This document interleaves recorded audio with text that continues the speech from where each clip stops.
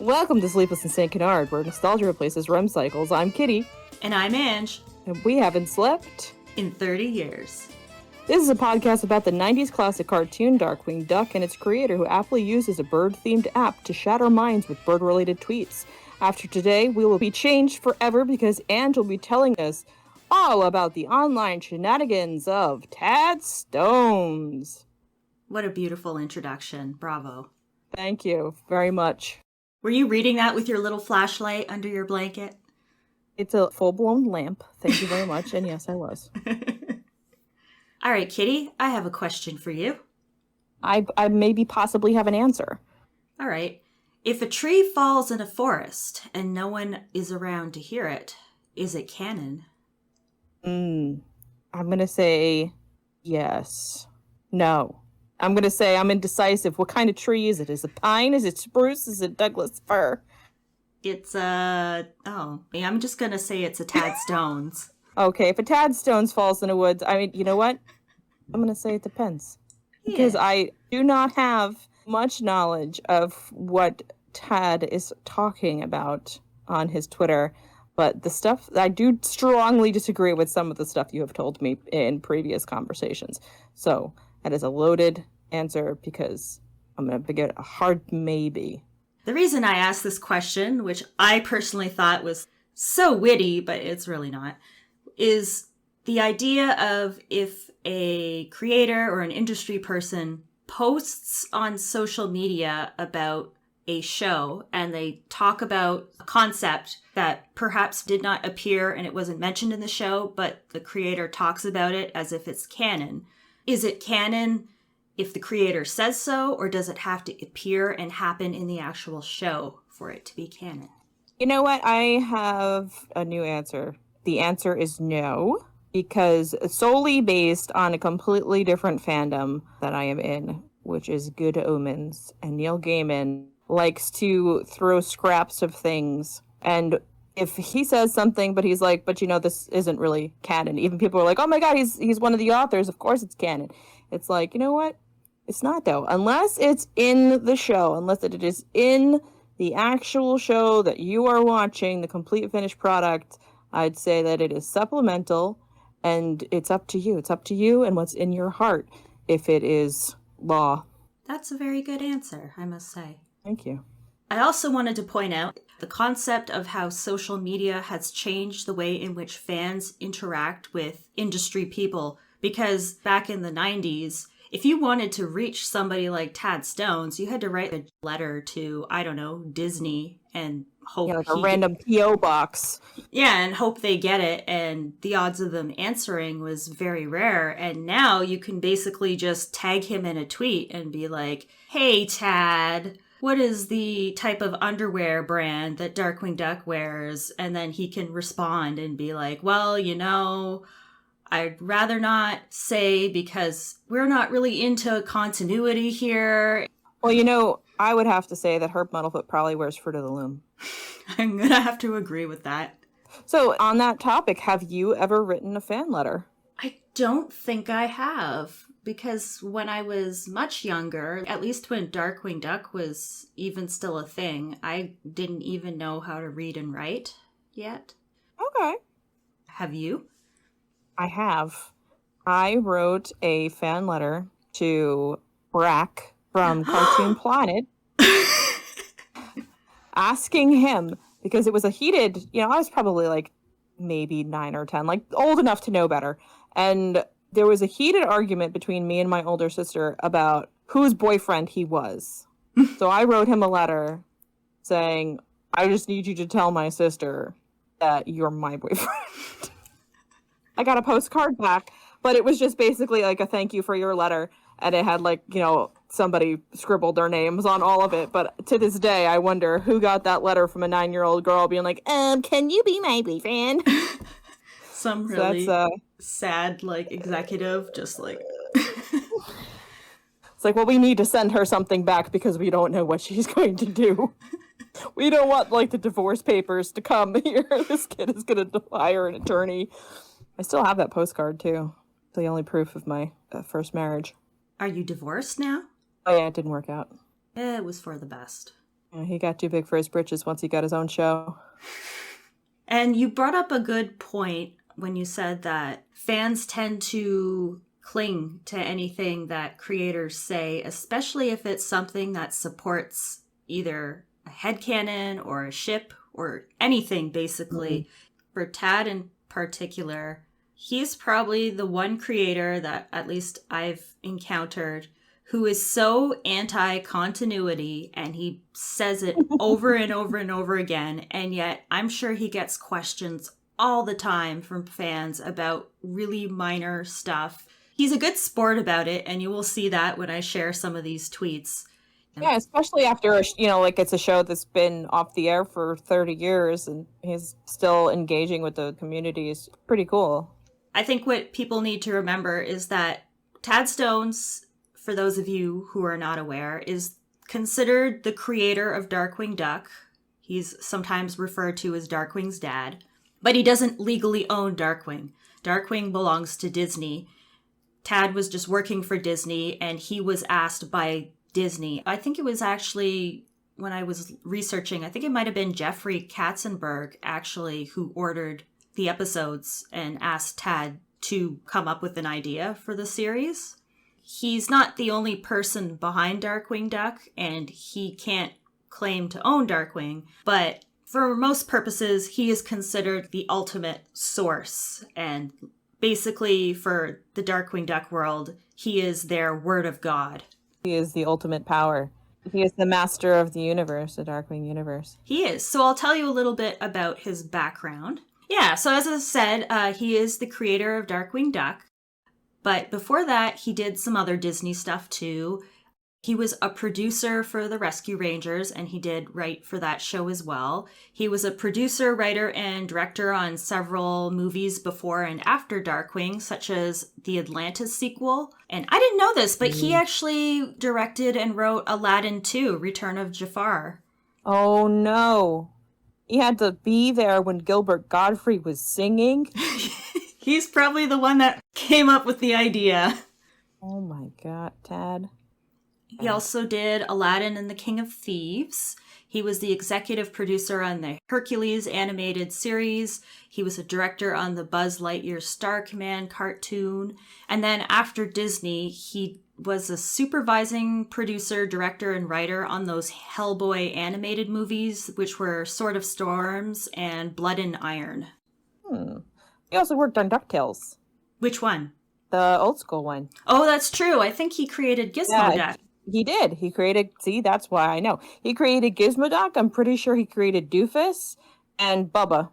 I'll forgive him for those. I know, right? Like 1 out of 3 ain't bad. We got Gizmoduck out of it, so I'll take it. Yeah. I'm very wrong about most things, but I am pretty sure I'm right at least about the Bubba thing. I think he came in during that last, stretch of episodes and created those characters, I guess. I don't really know. I don't know the story of DuckTales and what happened with it, but it seemed like they were trying to make it more, people are going to hate me, more fun. No, I know what you mean. Because DuckTales, I feel like, especially the original, there are really dry episodes. It's far more serious. It's more, like, not all of the episodes, but a lot of it. I think there are 100 episodes or 99 episodes plus the movie, but it's certain episodes of that show, like, are really, really good, and some of them are just watching paint dry for me. Oh my God. That's a show that You're I could so right. never... I know some people will disagree because I don't know if they've actually watched the show in a long time or if they're just remembering it from childhood fondly. But I have rewatched the show. And like you said, there's some episodes that are really good. And in my opinion, it's the Gizmoduck episodes. Anything where Fenton Crackshell appears, any of those stories, I found them really funny and interesting. And there's some other iconic episodes that are really great, like the Masked Mallard one. The one with Launchpad. What is it? Where is that? That's Double O Duck. Yes, with Launchpad and Feathers Galore. Feathers Galore. Mm-hmm. If I am correct, I'm pretty sure that's all the Tad stretch of DuckTales. Because that's all, like, the late season. Not gonna lie, I absolutely love the DuckTales movie. I think it's a great movie. I don't know if he was involved in that. With DuckTales, well, we're just talking about DuckTales now, but with DuckTales 2017, you know this, Anj, like I just completely fixated on Gladstone Gander, like super hardcore. And he's in one episode of the original DuckTales cartoon. And I was like, well, surely this will be incredible. And I was like, I mean, it's fine. It's good. It's Rob Paulson as Gladstone, so I love me some Paul F. Tompkins, but it was good. It was fine. It was a Magica episode. Those are generally pretty good, but for me, for my money, episodes of DuckTales and Darkwing is more my speed. Mm-hmm. I like to have that kind of zany humor. I feel like That's Darkwing aged a bit better, too. Like, it's not perfect. We've already pointed out in previous episodes that there is some quote-unquote problematic content and, frankly, straight-up racist stuff occasionally, as seemed to be the trend for 90s cartoons. But comparative to pretty much any other cartoon from that time, and DuckTales 1987, I feel like Darkwing aged better, because I can't get over whenever I watch DuckTales, the background music. Do you remember? It's like this really 80s piano music that makes me think of being in like a Sears. Do you know what I'm talking about? No, I don't. I remember the backgrounds in DuckTales being really gorgeous, but I don't remember the music in DuckTales. I remember the theme song because anybody who's ever heard it has had that song stuck in their head. It wasn't a banger like jazzy Bushroot. It had a very fluffy feel to it, too. Darkwing was this gross, nasty city with all these weird villains, and everybody was violent, and there was slapstick humor, which for some reason wasn't super common in Disney cartoons in general, and it felt almost more like a Warner Brothers show in a lot of ways. You know, anvils and all that stuff. So you didn't have anvils in DuckTales?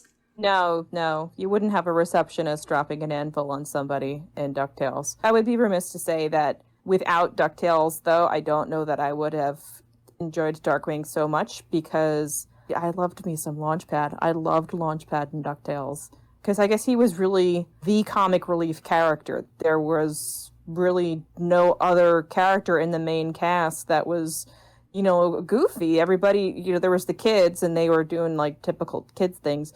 But I loved him. I thought he was great. I feel like in Darkwing, he's also good, but I feel like there's a stronger cast of silly characters to fixate on more. And it's also a different dynamic because it's the rogues gallery of Darkwing Duck is so much fun. It's almost as if they're not in the same universe or something. Oh, see, segue. Okay, yes, let's go back to the topic of this episode. Okay, I wanted to talk about one last Tad Stones fact, because I thought it was funny. Oh. The earliest piece of work that I found for Tad that I was not expecting, it was a 1979 short 12-minute film by Disney called Understanding Alcohol Use and Abuse.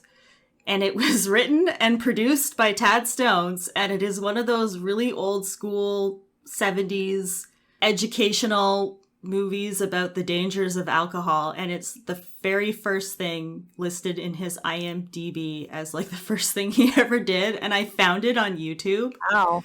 Ooh.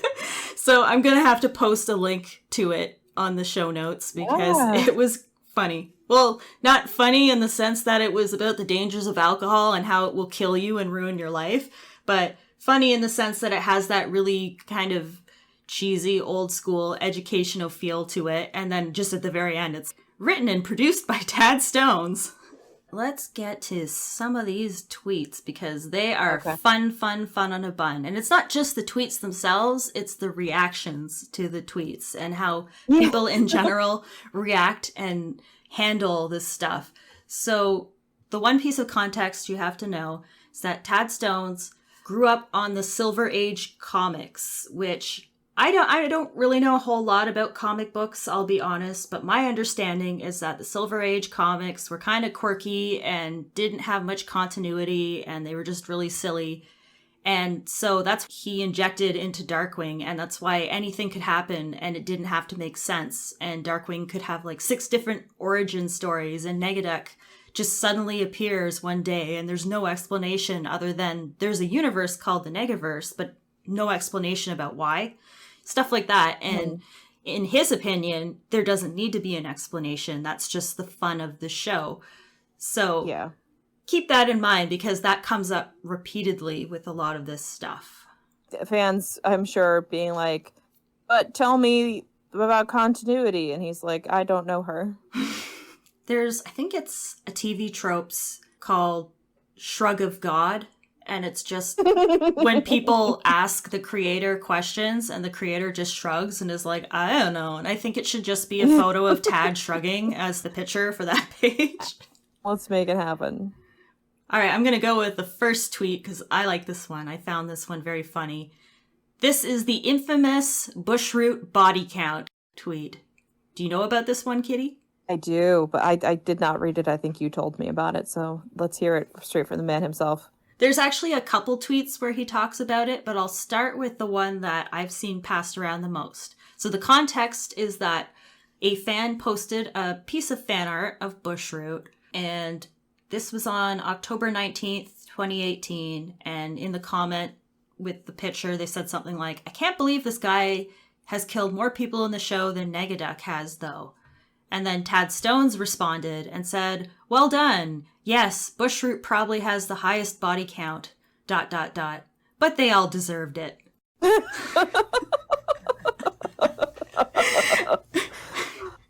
Okay. And the tone of the writing is like so jolly and happy, but they all deserved it. I feel like he's going to shuffle off to Buffalo after that. Tad Stone pulls up his PowerPoint slideshow of all the people that Bushroot has killed and like the reasons why it's okay is like tax evasion or criticizing a 90s television show that he worked on where next Angie Bushroot's going to show up at our door and turn the lawn on us. I think it was also in reference to Dr. Gary and Dr. Larson, who I assume, like, people argue over this of whether or not they actually died in the episode because it's not super clear, but they do appear in the more recent comic books. But you can argue back and forth forever about whether comic books written many, many years later would be canon to the cartoon and have any effect on that. So another Bushroot body count tweet. Tad had posted a very lovely drawing he did of Negaduck looking incredibly feral, sitting atop a building, and he said something blew in with the storm. And then a fan commented and said, did the team have to tone this guy down for the show back in the day, and by how much? And then Tad responded, no, I just draw him meaner now, although I think Bushroot actually murdered more people than Negaduck.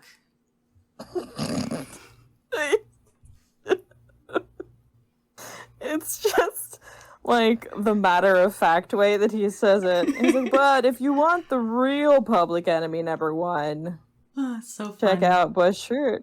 And I wonder, like, in the body count, is it including all the friends that Bushroot tried to make for himself? I don't know. Maybe you'll just have to tag Tad Stones on Twitter and find out.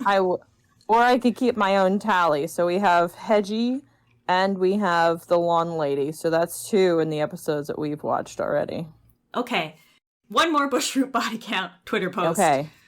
So it's so funny how this stuff pops up. So of all people, Lindsay Ellis, who is a YouTuber, posted on March 25th, 2019, wake the F up. If you don't think Darkwing Duck doesn't kill people, you're living in a dream world. And I think that was based on a meme that was going around at the time based on Batman. Yeah, that sounds right, yeah. Yeah, so somebody tagged Tad Stones and said, does he? Tad Stones responded, Bushroot has the highest body count. Darkwing? No, that's why he uses a gas gun. Dark Warrior Duck, I'm sure there's some assault and battery warrants out on him. Negaduck, you're going down. And then I commented to this, apparently. I don't remember doing this. This was in 2019. And I asked Tad, is this justified murder or does sweet, timid Reginald Bushroot have a bloodlust? And Tad, much like a lawyer, dodged this question by saying, can charges be brought against a plant? His lawyers have told him not to comment. So what do you think about the fact that Bushroot has killed more people than Negaduck? I have to counter that.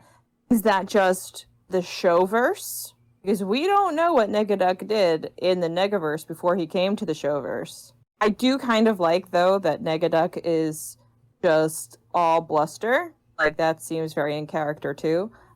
I wouldn't put it past him to kill somebody, but he does do a lot of threatening, and if you kill everybody, then you can't threaten people. You can't threaten them if they're already dead. I don't know. Bushroot seems the type. Bushroot just seems so oblivious to anything other than his own ends, like his own goals, that he just kind of goes off the rails and, he would absolutely make Jurassic Park without thinking through the consequences. Although I do feel like I could take Bushroot. I feel like I could take Bushroot to fight, so... Just set him on fire, gosh. I mean, shoot him with Raid. Or not Raid. What is a plant one? I don't know plants. Me either. Or you know what? Just give him to me, and I'll kill him in a month. I just will forget he exists. I won't water him. I won't make sure he gets the right sunlight. And there we go. Public enemy number 1 of St. Canard is dead. And you now have the highest body count. I inherit it from him after he dies. That's how body counts work. Absolutely. Let's move on to the next tweet. This one is interesting too, and I'll share my opinion on it after, and I'd like to hear yours too. This is the Fearsome Five with a different leader. So Tad posted September 7th, 2019, and he posted a picture of the Fearsome Five that he drew with caption, "Bad guys on the run." And I don't know why I find this so funny. Someone responded and said, "Where's Ammonia Pine?" I don't know why I found that so funny. I guess it's because Ammonia, I like Ammonia. She's a funny character, but she's not very popular. So of all the characters for somebody to ask after in like a picture of the Fearsome Five. It's like showing a picture of the Sinister Six from Spider-Man and being like, but where's Craven the Hunter? Yeah. So Tad responded. He said, "She was my creation, but not super fun to draw. But if I was creating the Fearsome Five today, I'd add Splatter Phoenix and have them exist without Negaduck. The group dynamics would be better." And I kind of see... The thing is that I don't know if Tad is talking about Splatter Phoenix as she appeared in the show, or maybe he has his own version that's different from the show that, like, we didn't get to see. Because from what we saw on the show, I don't think she would have the patience to deal with those 4. But does Negaduck? That's the thing. To me, the whole gag with the Fearsome Five is that he's a terrible leader, and they don't get anything done because of him, because you can't trust him. He's going to betray them, and there's no loyalty or anything, and he has no patience for them. But I kind of like the fact that it's a team where the other 4 really get along. Like, there's, plants need water, toys need batteries. There's this kinship between them, and it's a fun dynamic, and Negaduck is the odd one out, and I find that really hilarious. He's just, has to put up with these 4 man-children, and he hates them. With Splatter Phoenix, I feel like it's almost similar, but in the sense that she's not a jerk. I just feel like her character on the whole, she doesn't seem like the type that would put up with fussy men and, these characters that, from what I saw of her MO in the cartoon, she was just interested in art and stealing art and changing the art world into her, I guess, version of what she thinks art is. So I don't know why she would want to be in charge of the Fearsome Five and what she would want to do. I think it's an interesting dynamic. I honestly don't even know the last time I watched a Splatter episode, but I remember her being very independent. I don't know that she would pal around with these guys. But also, to counter myself, in a way, the 4 are artists. Like, Megavolt has his eccentric, tendencies, which most artists do, where he will basically make a shrine to all the things that he's rescued. Quackerjack literally is a craftsman that makes toys. The Liquidator, apart from his aquatic transforming skills and all that, but he was a top-notch salesman. Like, he had the gift of the gab. And Bushroot can make pretty much anything. Like, And so kill I could people. see her and kill, like, obviously he's the heavy, but I could see her being like, well, this is my eccentric art friends, and we all, like if you're friends with a photographer in art school, it's like this is my crew, and we round each other out, and we're gonna drop the baddest indie film of 2021. Nobody's gonna understand it. It's gonna be so edgy. I'm curious to hear what other people have to say about this. If you are out there listening to this podcast, you should totally write to us your thoughts on whether you think Splatter would be a better leader or a fun leader or whatever for the Fearsome Five. Maybe we should make a poll for it or something. Yeah, we'll do another poll that you'll win.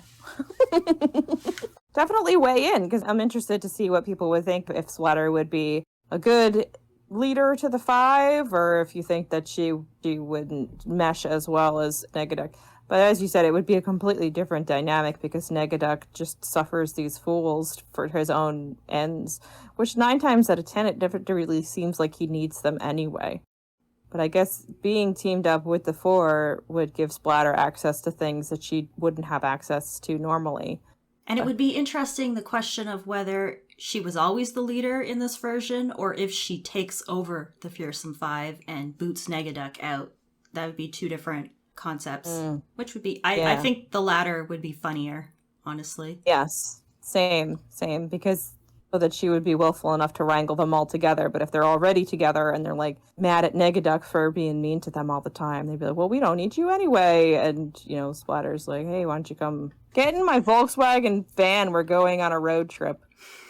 Let us know, guys, what you think. We'll put up polls, send us an email, send us snail mail, send me a fan letter.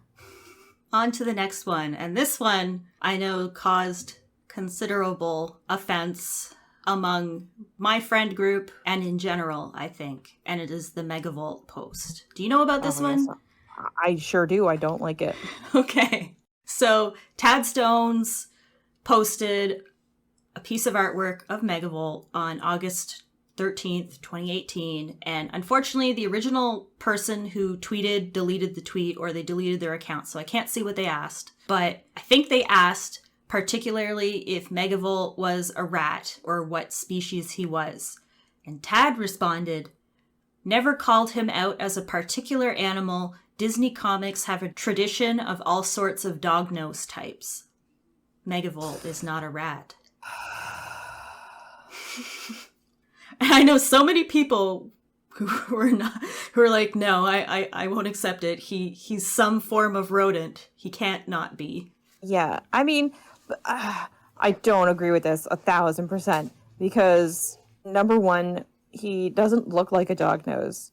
There's a general style that dog nose characters in the Duckverse have, and he doesn't really have that. Also, he has whiskers, which I don't think any dog nose I can think of right now has whiskers, unless they're like twisted into a mustache. And he's got like the bucked teeth. Like the bucked teeth are always like the 2 little rodent teeth at the front. It upsets me on a very fundamental level. And in some designs, both in the actual show and in occasional art, but not always, they'll use the cord as like a tail on his design, like an electrical cord. I do know also fans get upset because Megavolt doesn't have ears or a tail. Yeah, the 2 defining features that would push it either way. He doesn't have ears and he doesn't have a tail. So it'll just be one of those, we'll never know. Give him ears. He needs ears so he can hear our love. Yes, so that he can hear the cries of streetlights. I kind of get the impression Tad was saying, no, he's not confirming absolutely that Megavolt isn't. I think he was just saying we didn't really put much thought into it. We just designed him. He might have potentially had rodent features that they gave to him, but they didn't actually decide. Mm-hmm. Yeah. I mean, he doesn't explicitly say he's not one and is definitely the other, but I reject the idea that Megavolt is a dog. Yeah, the dog nose types I find are basically humans, and they just swap out the nose and take away the ears. Well, sometimes the Beagle Boys had ears. Some of them have human ears, and I don't like that. Oh, yeah. It's very upsetting. It's not good. It's like giving them human feet. It's just should be illegal. It should be, and it is. I'll move on to the next. So these tweets weren't controversial or anything, but I thought I'd share them because they're interesting, and one of them I thought was funny. So this is Negaduck related stuff. A lot of people have always talked about why Negaduck looks like ketchup and mustard. Why is he yellow, like his costume? And there's been so many different theories about why. You know, maybe it's because he's supposed to be like the color of a poisonous animal, or is it venomous? I don't know. Anyways. Can I take a guess? Sure. Isn't it Reverse Flash? Yes. So, September 22nd, 2020, somebody said, does anyone else ever think about Darkwing Duck, how he was basically Batman, but his arch villain was basically a Reverse Flash? And Tad responded, and he said, mostly because little Tad grew up in the classic Silver Age of comics. When we split Darkwing into a good and evil version, of course he had to have the colors of the Reverse Flash because that was the ultimate bad guy version of good guy in my brain. The showrunners of the new DuckTales knew DW's Silver Age roots, and in the episode that introduced the new Darkwing Duck, they duplicated the cover of the Flash of Two Worlds in a scene where the two versions of DW race to save Launchpad McQuack. That's in The Duck Knight Returns in the DuckTales reboot. Oh, that's cool. So we can now confirm that he is 100%, it was a Reverse Flash thing. Also, it could have just been as simple as those are the colors they had the most of. Purple is complementary to yellow, right? Like they're the opposites on the color wheel, aren't they? It's green. Purple Is and it? green, I think. Yeah, are complementary colors. I thought it was... It would be great if they were contrasting colors. I thought it was green and red were opposites. Oh, that's Christmas. I don't know. You're the one with the art degree. What are you asking me for? That will be for our Quack Up Corner next week. Someone can tell us. I just Googled it. Okay. Complementary color is yellow. For purple? Yep. Oh, I was right. You were. Huh. That doesn't happen very often. Well. So this next tweet is another Negaduck one that I just thought was funny. So Tad likes to draw this particular version of Negaduck that wasn't from the show. It's like his own personal take on him. And I call it the Feral Negaduck edition because he's got a tattered costume and he's got these massive, gnarly, sharp teeth. They're not like little shark teeth. They're just huge, giant teeth. And he's got the swirly eyes and he just looks extra deranged. So one of our very own from the St.canard Discord server is the one who actually asked this. Said, is the shredded cape something you pitched for the show that you didn't go with? I love it. And Tad Stone said, that's something I started doing in my con art. It plays on the idea that evilness causes physical changes to his teeth and eyes like a Mr. Hyde. His clothes shred because he's active and doesn't care. He's active and doesn't care. That sounds like Calvin Klein, the man who's active and doesn't care. It's Neglect is the name of the fragrance. Neglect by Calvin Klein. The man who's active and doesn't care. Another related tweet. He posts a bunch of pictures of Darkwing and then one with Negaduck with the teeth and the eyes that are all wild. And someone said, these days you always draw Negaduck with wild-eyed monster features. Was he like that on the show as well, or has he evolved over the years? And then Tad said, other than color, Negaduck is the exact same model as Darkwing Duck. He's just angry. When drawing, I push his look toward ragged and crazed to make up for him not having the performance of Jim Cummings to bring him alive. I mean, and that's true too, because it definitely, Jim's performance, yeah, we've mentioned it before, talking about Herb Muddlefoot, but he's able to just spin these characters into completely different directions, and it's pretty incredible. I feel like there are definitely scenes in the 90s Darkwing where he does have probably the consummate V teeth and the swirly eyes. He definitely has the swirly eyes quite a bit, but he gets the V constant. teeth a couple times when he asks Morgana about slipping back into a life of crime. With his consummate V teeth, makes him even look less like Darkwing. I don't know. I like it. I dig it. I dig all versions of Negaduck. That's true. Can't really argue with that. I have mixed feelings about it because I've always been of the opinion that part of what made Negaduck interesting was that he is Darkwing Duck. So when you add these more monstrous, almost supernatural traits, it pushes him more into other monster territory than being Darkwing. He's suddenly less of a Darkwing. And I don't know how I feel about that, because I always thought part of what made it creepy is that he is just a Darkwing. And suddenly it makes him more, I don't know, something other, something truly evil. And I don't know if he needs that. More sinister. Yeah. Mm-hmm. At the same time, I do like the sharp teeth, and I can't help but laugh at the whole idea of him looking like he has rabies at all times. The different thing to see, Christopher Walken walk up to you versus Christopher Walken in Sleepy Hollow with his filed teeth. I will say, for the record, the 1991 Negaduck is still probably my all-time favorite version of him. But as you said, any version of him is pretty good, except when he's in a sweater vest. That's illegal. Oh, yeah, no, I don't like that at all. That's where I draw the line. But he's never in this sweater vest in the show, is he? No, thank God. Yeah, that's what I was about to say. I feel like that was a nightmare that I may have repressed, but no, it's fine. Whew, everything's fine. And, what's interesting, too, is you had mentioned that he said that, Negaduck is literally just Darkwing, but angry all the time. If you look at the character sheets of Darkwing, which are floating around on Google, it's all just black and white outlines. And the angry faces of Darkwing is just like, yep, well, there he is. There's Negaduck. They wrote onto the reference, they circled an angry picture of Drake Mallard, and they included that for the Negaduck reference, and they said, he looks like this, except with a mask. I think it said something like that. He looks like this, but all the time. Yes. All right, I'm going to go with the big stuff, and then I'll end with some funny miscellaneous tweets. So this wasn't really a tweet, but this was what I call the BIGGUN one, because it made the news and it caused such a fuss. So once upon a time, on September 10th, 2016, it was the 25th anniversary of Darkwing Duck. And so the Hollywood Reporter did an interview with Tad Stones where he was talking about the show. Just, basic stuff about the background of the show and the creation. And then the article goes on to say, he goes on to state that though Launchpad first appeared in DuckTales, the Darkwing version was different. For starters, Launchpad always seemed to crash his plane in DuckTales, but was a competent pilot in Darkwing Duck. Because Launchpad appeared in DuckTales and we used RoboDuck as the Superman character, the hero who gets all the glory as opposed to Darkwing, fans try to connect the two realities. They are two different universes in my book. We work in the alternate Duckiverse, says Stones. And this blew up.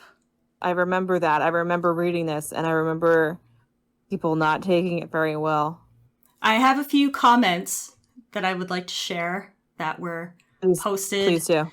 in response to the, I don't know if it was this article, but basically after this blew up, a whole bunch of news sites started releasing, creator of Darkwing Duck says DuckTales and Darkwing Duck were never in the same universe. There was like a whole bunch of articles by Comic Book Resources and Slash Film and all these other places. And then this YouTuber called The Nerdist did an entire video called Why the Darkwing Duck Creator is Wrong about the DuckTales universe. And it was like, I'll link to it too. I'll link to all this stuff in the show notes because it is all very interesting. But here's a few article comments.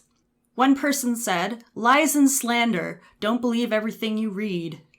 Another person said, it wouldn't be the first time the creator of a show turned out to know less about the show than the fans. That's what I like most about Darkwing Duck.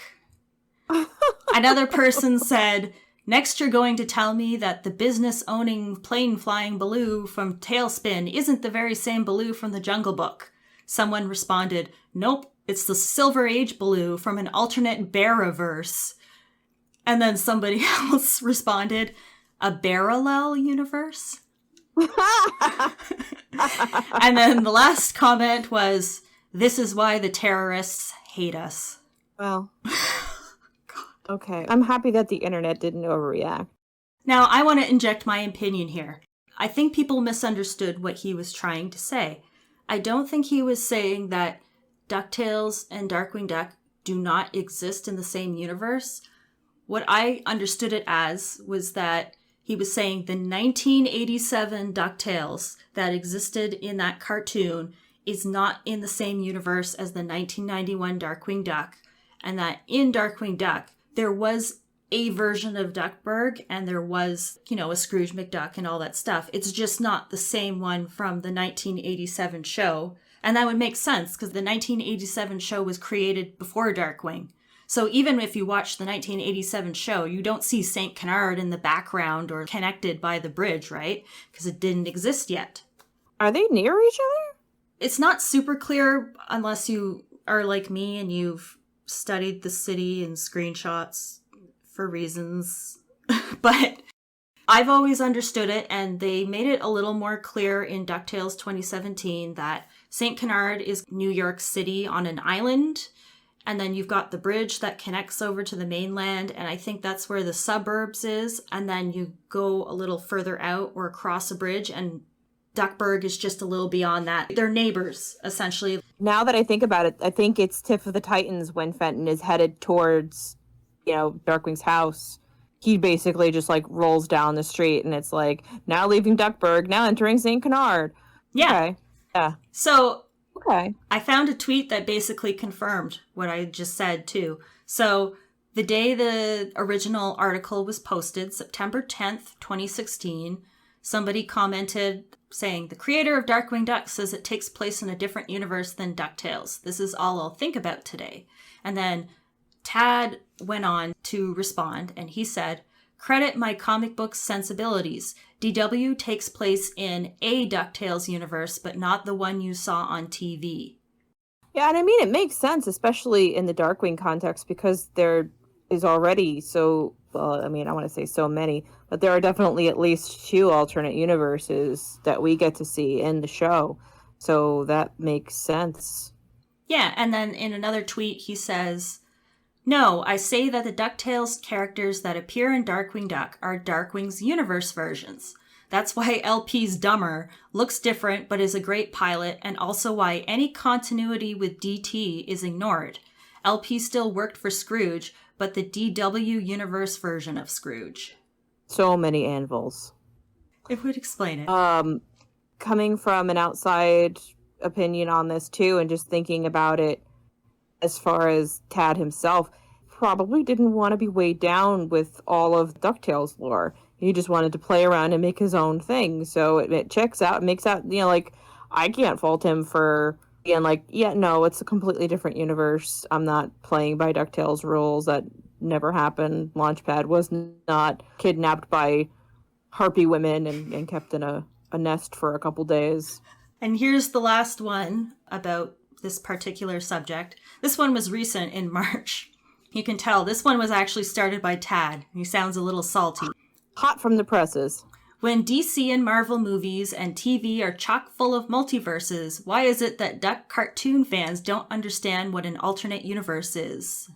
And then somebody responded, as far as Launchpad McQuack goes, was it ever established that the worlds of DuckTales and DW are 2 different universes? I actually always thought that Launchpad worked for Scrooge McDuck just when he was younger, and DW later on. I prefer that it made the world seem bigger.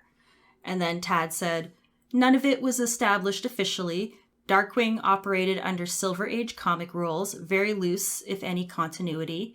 We never considered specific DuckTales lore when doing the show. The characters showed up, it was our version. Very different or hardly different at all. So basically Tad tweeted exactly what that person just asked.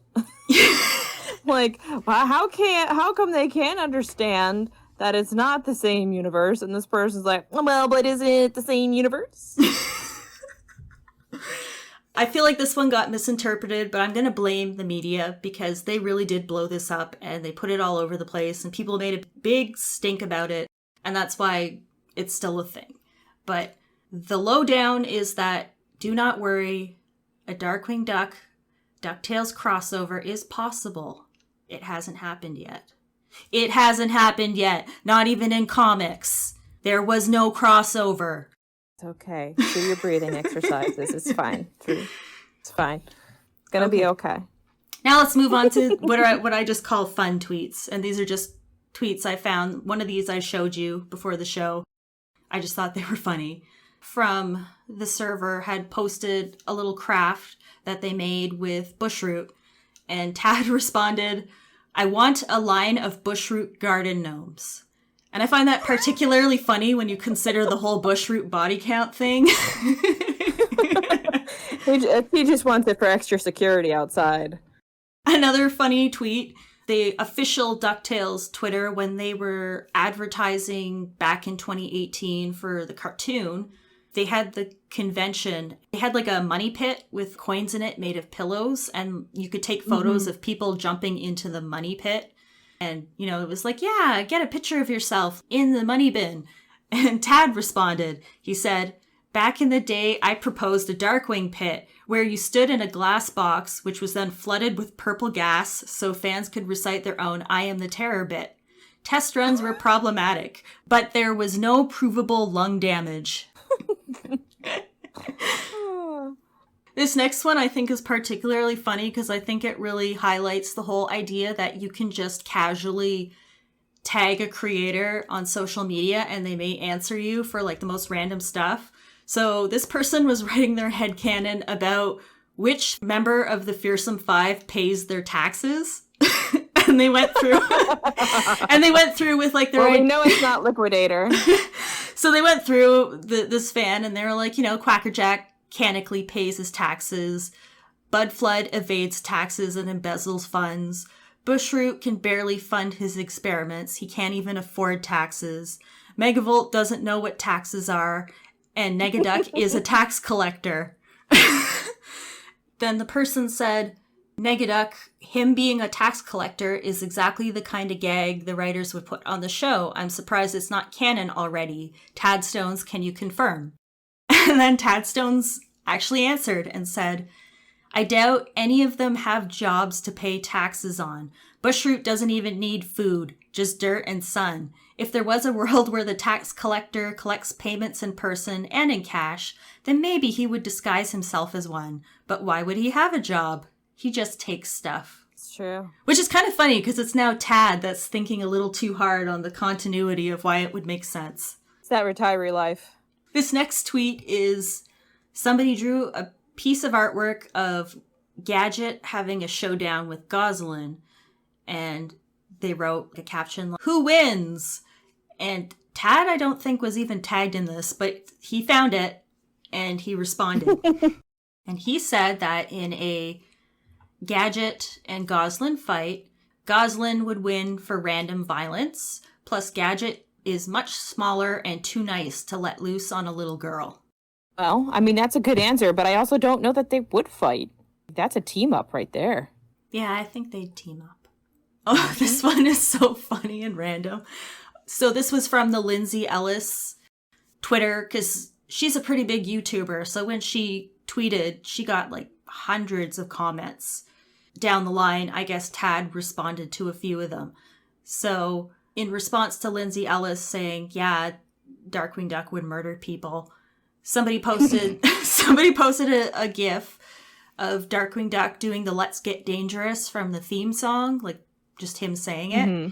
And then Tad Stones replied and said, "Right before he does the Joker's pencil trick." I was about to say, he's holding a pencil in that scene. Yes, you want to see a magic trick? Oh my god. Next person to see Jim Cummings at a comic convention should totally just pay him to say, "Hey, you want to see a magic trick?" In a Darkwing voice. So this fan had actually tweeted at another podcast called Duck Talks, and it looks like they were asking them, it was about Darkwing Doubloon. So they were asking what they thought if the people in Darkwing Doubloon, all the characters, were ancestors of their counterparts. And then the Duck Talks people said, maybe, but is it a true story or did DW make it up? Could be a great question for Tad Stones. And then Tad Stones responded and said, "You guys think about this stuff way more than we did. You, just what is the genealogy of the Mallard clan? Us. Hey, wouldn't it be cool to have everybody be pirates?" Although, I mean, just to counter you for a second there, Tad, there was an entire episode about the genealogy of the Mallard clan. There was. And there was Inherit the also an wind. episode with King Binketh and... No, King... with King Herb and Binketh, and brought in a few curious questions about whether the Muddlefoot line is a little muddled with some mixed blood there. I can't imagine that they are, because they're so totally intelligent and not stunted at all mentally. With the exception of Honker, who Honker is probably like the milkman's son. But if the milkman was a scientist on the side. Was Bushroot. Oh my god! We No, the cracked the real code! casualty is the biggest body count of all is Herb Muddlefoot's heart when he finds out. Okay, the last tweet is the one I showed you, which is the Lindsay Ellis thread again. So someone replied and was talking about Darkwing and said, well, they went to hell once when he killed the electricity guy. Episode scared the piss out of me. And then Tad Stones just responds and says, you're welcome. And isn't that a person's reaction just like, oh my god? Yes, with a little clapping emoji and a crying emoji. It's like, if Tad Stones is going to notice you for anything, it may as well to congratulate himself on traumatizing a child. His job here is done, and he just like tuxedo masks his way out of the conversation. So no, just to go back there. So the tweet was that he went to hell in the episode that he killed the electric guy. I think they're misremembering. That's probably Dead the Duck. episode Dead Duck where he was chasing after Megavolt and then he crashed on his motorcycle into a wall and then he died. Megavolt Darkwing didn't killed die. himself. Yeah. He killed himself. I think Oh, man. this person probably saw the episode when they were a kid and they just vaguely remember Darkwing killing someone. It's okay. I mean, we always hope that Darkwing has a body count. I don't, honestly, I don't. But I feel like he probably does. Especially, but you know, it's the cartoon physics thing. You can't really be sure. I mean, do you count Liquidator, considering what happened for Liquidator's origin story? Oh, yeah. You know what? Yeah, we're going to have to, if we ever get to those episodes, aka the decent ones. Dry Hard, We will I have to think, keep is on our categories too, isn't it? Like it's among the spin the wheel stuff right now, I think. I don't think so. We'll get to it. We'll get to it down the We road. will. Yeah. It's fine. But yeah, I feel like Darkwing probably has a bigger body count than we give him credit for. Because it's very much like a it happens off screen kind of show. Well, it's like, well, they can't walk that off. But yeah, also I feel like Bushroot is probably the one that can die the most and just grows back. So he has the highest body count. Does it cancel out every time that he dies? Actually, now that you mentioned Bushroot and dying, I don't think it was a tweet, and I can't even remember where Tadstone said it, but I swear to you, I remember him saying somewhere that he imagined Bushroot was immortal, and he had actually considered him making a cameo in the Buzz Lightyear cartoon. He just lives showing forever. He outlives Earth and just goes into space, still trying to make one friend.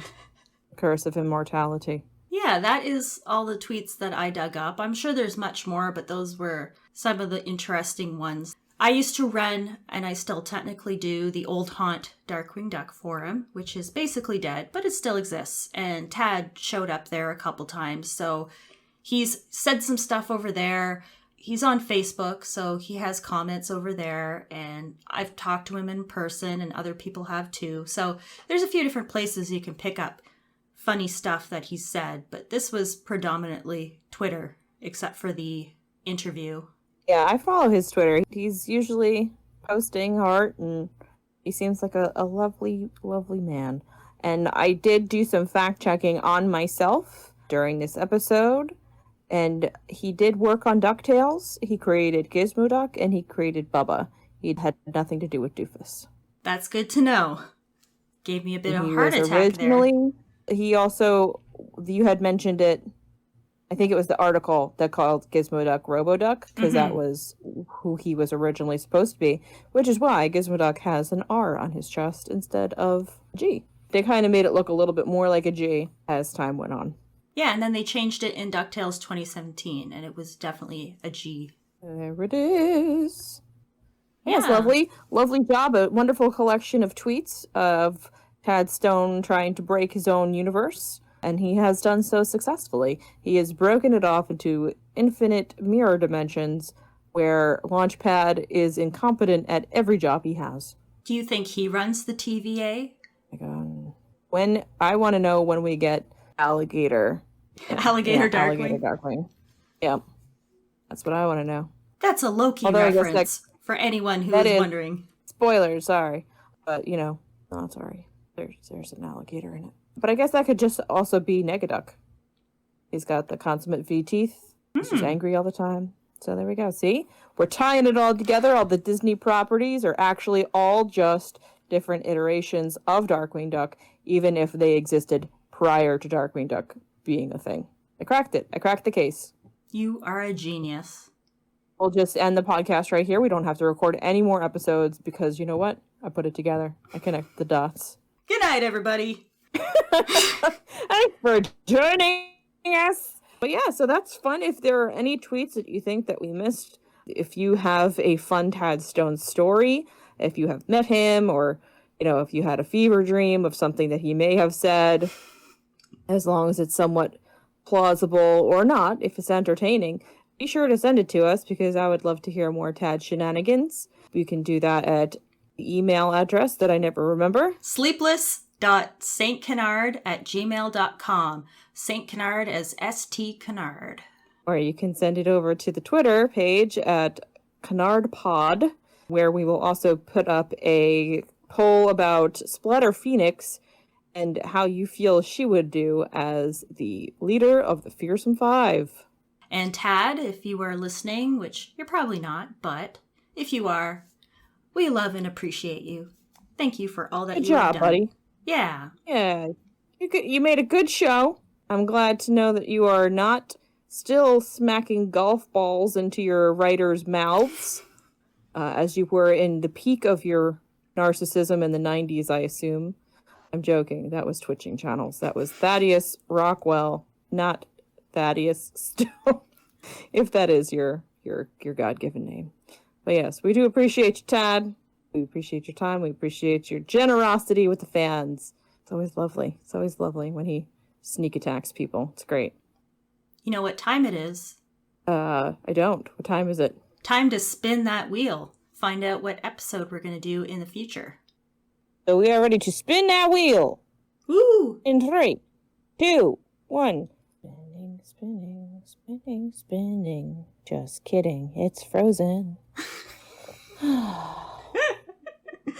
Okay, great.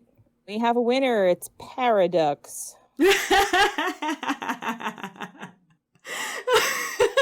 So the wheel really hates you. Here we go. It does. It does hate me. But you know what? Game on. We knew what we were getting into. I feel like, next time we spin, it's probably going to be getting Nancy. Oh, no. But anyway, so we will be back next time to talk about the Gracelander's Dream episode of Paradox, where we get to hear Darkwing's beautiful song and my soul die a little bit. I feel like the people listening to this podcast probably think we hate this show because every time we cover an episode, it ends up being an episode that one of us doesn't like. Twitching Channels was okay, but the last episode, Slime Okay, You're Okay, was just me screaming in terror. And now this one's going to be you screaming in terror. And everyone's going to be like, are they actually fans of this show? Do they actually enjoy it? I swear we do. It's just that when we populated the wheel, I think we did choose a lot of episodes that were probably not among our favorites. If we get one of the episodes that is one of our favorites, you will never hear the end of it. That's going to be the 3-hour deluxe episode of us just screaming in joy instead of pain. But anyway, so now I have something to look forward to. We'll watch Paradox. And we will get some guest speakers on in the future. We're just still organizing that. Yes, yes, yes. We will have folks to talk to. Also, if you think that you would be a good guest on this show, please drop us a line at the social media accounts that we mentioned earlier. Also, don't forget that we do have the Facebook page and group, Sleepless and St. Canard. Join over there where Anj is running polls. I am running polls on the Twitter and posting very little, but also I posted a gif of slime today, so that is a win for me.